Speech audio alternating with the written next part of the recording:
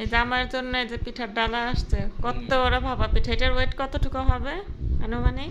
4 KG. 4 KG হবে না। পিঠাটা আসলে মুন্সিগঞ্জ থেকে আসছে, তাই না? বাট তখন ভাঙা ছিল না, এটা আসলে আমাদের কারণেই ভাঙছে।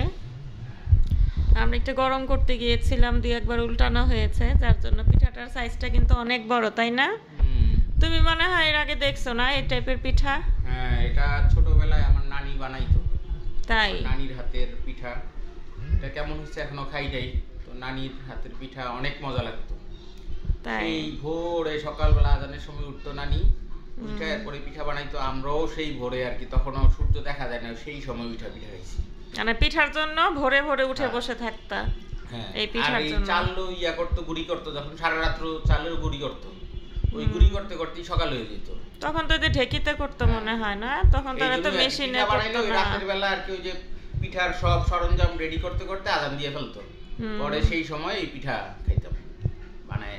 না, তারপর আমি আসলে ছোট থেকে বড় হয়েছি, এই টাইপের পিঠা আসলে দেখি না। অনলাইনে একটু একটু দেখা হয়েছে, বাট আমরা তো হলো দোহারের মানুষ, তো একটু একটু দোহারে তো মনে হয় এত বড় সাইজের ভাপা পিঠা তৈরি করে না, তাই না? আচ্ছা, পিঠাটাই করো, একটা পিস বের করো।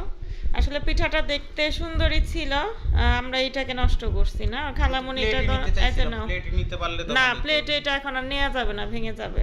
এখন এটা তো কাটাও যাবে না, যে অবস্থা আমি যা দেখতেছি। ওই যে একটা পিস বের করলেই হয়। কাটো কাটো। বিসমিল্লাহ।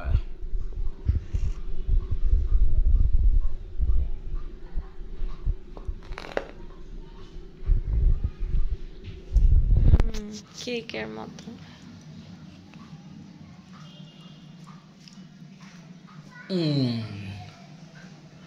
এই দেখো,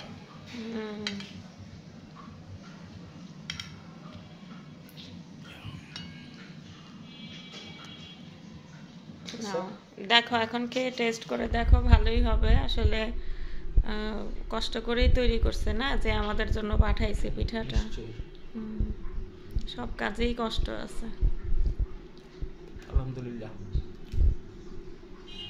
আর গ্রামের পিঠা তো, গ্রামের গুড়গুলোতে একটু বেশি ফ্রেশ হয়, তাই না? আমরা তো বাজারগুলোতে আসলে এতটা ফ্রেশ গুড় আসলে পাই না।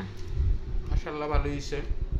তারপর আমি আমার সেই নানির হাতের পিঠার স্বাদ কোথায় পাবো না, একটা আলাদা ফ্লেভার। সেইটা আছে, যেই দিন যায় সেই দিনের টেস্ট আর সময়, সেই সময় মানে বয়সটাও ছিল অন্যরকম।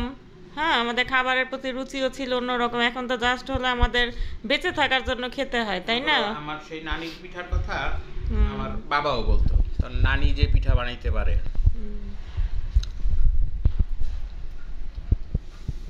আব্বার খুব পছন্দ হইতো নানির পিঠা। পার্টে পার্টে খেজুরের গুড়, নারকেল, 2-3 স্টেপ দিত। আর আমাদের আম্মাও তো ভালো পিঠা বানায়, ভালো পিঠা না ভালো রান্নাও করে। নাও দেখো, আসলে পিঠা খাওয়ার তেমন সৌভাগ্য হয় নাই। একবারে যে মেরা পিঠা মনে খাইছিলাম না, অনেক আগে। নানু তো আসলে এত বেশি আসে নাই আমাদের বাসায়। তখন তো নানি অসুস্থই হয়ে গেছে।